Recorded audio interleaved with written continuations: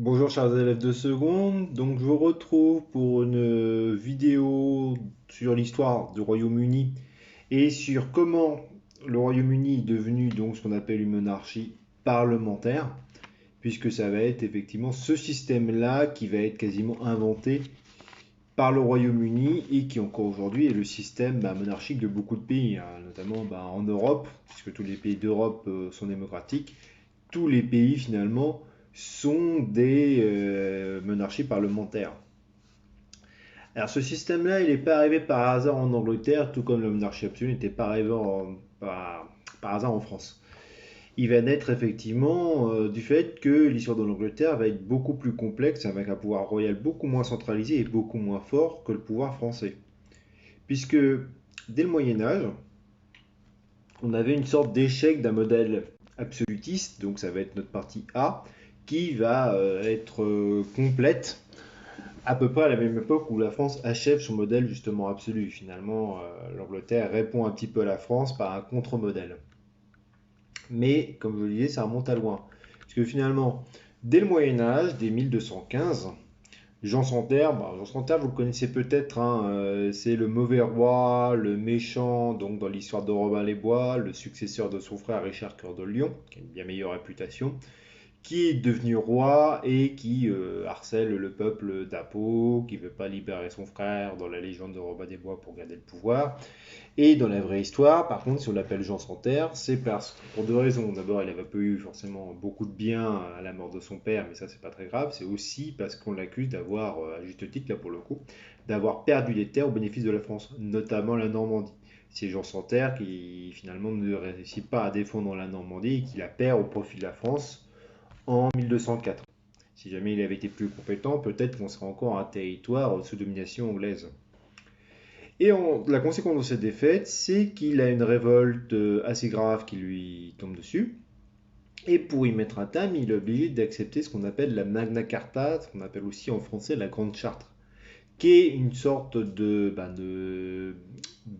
pré-constitution, de pré-habeas corpus, où le roi est obligé de s'engager à donner un certain nombre de droits à ses sujets, et notamment le fait d'avoir un conseil qui peut le contraindre.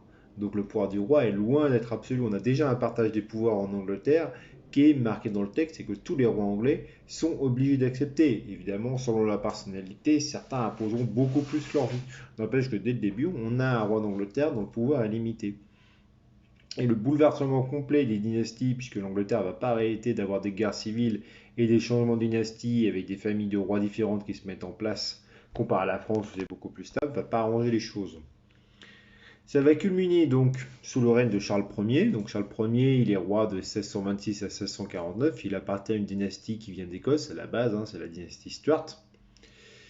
Et donc, en fait, Charles Ier, il aimerait bien justement imposer de manière plus importante son pouvoir au Parlement. Donc le Parlement, ça on le verra plus tard au niveau de l'attribution des pouvoirs, mais le roi est obligé donc déjà de gouverner un minimum avec un Parlement et de tenir compte de ses avis. Ça se passe pas bien. Il essaye d'imposer un modèle qui correspond pas aux Anglais. Les Anglais ont de plus en plus l'impression que finalement on a quelqu'un qui veut leur imposer un modèle très français de monarchie absolue. On a une révolte qui commence donc avec cet homme-là, Oliver Cromwell, qui est un bon chef de guerre, un homme extrêmement compétent. Et finalement, il va remporter la victoire contre Charles Ier. Et Charles Ier va connaître une fin assez triste, qui annonce un petit peu la fin de la monarchie en France à 150 ans plus tard, à savoir qu'il est décapité devant le palais de Whitehall à la hache, sous les yeux du public anglais. Et à ce moment-là, donc, Oliver Cromwell, impose une république qui va être la première et la seule de l'histoire anglaise de 1653 à 1659, puisqu'il aura un fils qui va lui succéder, mais qui sera un règne très court, un gouvernement très court. Faut pas imaginer, donc comme je dis, hein, vous avez vu que j'ai fait un petit lapsus en confondant règne et gouvernement. C'est par hasard, c'est parce que la direction de Oliver Cromwell, elle est loin d'être démocratique, hein. C'est plutôt une république dictatoriale, hein. Je vous rappelle que république et dictature, c'est pas forcément antinomique. Il suffit de regarder ce qui se passe en Chine ou en Corée du Nord pour bien s'en convaincre. Donc le gouvernement d'Oliver Cromwell, il est Bah, relativement impopulaire parce que c'est un gouvernement qui est quand même extrêmement dur et parfois plus dur encore et plus dictatorial que celui des rois. En 1659-1660, on a donc les Anglais qui choisissent de faire revenir les rois. C'est donc Charles II, le fils de Charles Ier, qui reprend la place. Sauf que très très rapidement, bah Charles II il est excusé d'être trop pro-catholique, ce qui était déjà ce qui avait un peu coûté le pouvoir à son père, puisqu'il y a toujours cette espèce de querelle entre catholiques et protestants, et pas en Angleterre, sauf que bon, bah, en Angleterre, l'écrasante majorité de la population est protestante, et que et anglicane finalement, puisque bon, protestant, mais proche des idées protestantes, mais c'est le roi qui gouverne l'Église. Mais on a des rois qui des fois sont un petit peu plus qui vont plus portés vers favoriser les catholiques. Et en plus, il y a le fait que Charles II, il s'entend de plus en plus avec son puissant voisin, le roi Louis XIV. C'est le document, c'est le document 2 et 3 que vous avez dans votre manuel. Donc, Charles II, le seigneur roi de Grande-Bretagne, étant convaincu de la vérité de la religion catholique et résolu d'en faire sa déclaration de se réconcilier avec l'Église romaine aussitôt que le bien des affaires en ce royaume le lui pourra permettre, à tout sujet d'espérer qu'aucun de ces sujets ne manquera jamais à l'obéissance que tous les peuples doivent à leur souverain.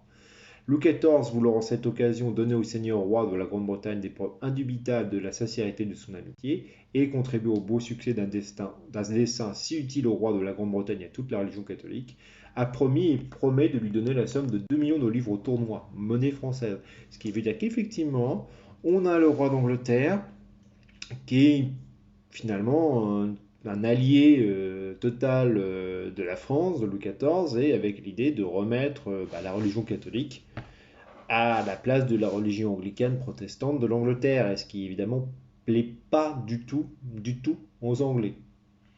Et on a cette tentation de l'absolutisme finalement de Charles II de gouverner en tant que roi absolu. On le voit avec l'image que vous avez sur la gauche, le modèle de Louis XIV, il est dans toutes les têtes, surtout qu'en plus Charles II forcément pardonne difficilement la mort de son père, Charles Ier décapité, ce qui peut être compréhensible.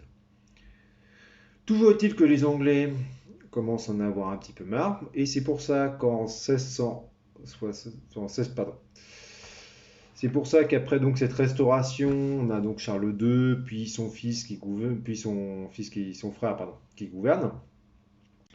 Sauf que finalement, en 1688, le Parlement commence à en avoir marre de ces rois Stuarts qui veulent imposer une monarchie absolue et qui sont catholiques, ce qui fait qu'on a la glorieuse révolution.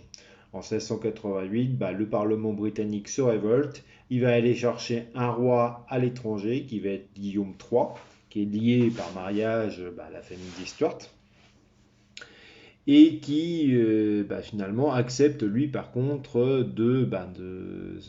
d'être d'accord avec le système britannique et donc de ne pas revendiquer la monarchie absolue, de gouverner selon un mode parlementaire, ce qui fait qu'il débarque en Angleterre. Le dernier roi de la dynastie Stuart est donc chassé. D'ailleurs, il part s'installer en France chez Louis XIV, ce qui n'est pas vraiment un hasard. Et on a donc une nouvelle dynastie qui se met en place. Et l'Angleterre est encore aujourd'hui d'ailleurs gouvernée par des dynasties étrangères. C'est d'abord une dynastie hollandaise, puis ça deviendra plus tard une dynastie allemande. Donc c'est des familles finalement qui s'engagent à gouverner selon le mode anglais, selon le mode de partage de pouvoir avec le Parlement. Et ça permettra effectivement à l'Angleterre d'avoir un régime beaucoup plus stable que celui qu'il y a en France, et ce sera donc la dernière grande guerre civile anglaise. Et le système qui va s'imposer à ce moment-là, c'est encore celui qu'on trouve aujourd'hui en Angleterre. Merci de m'avoir écouté. Au revoir.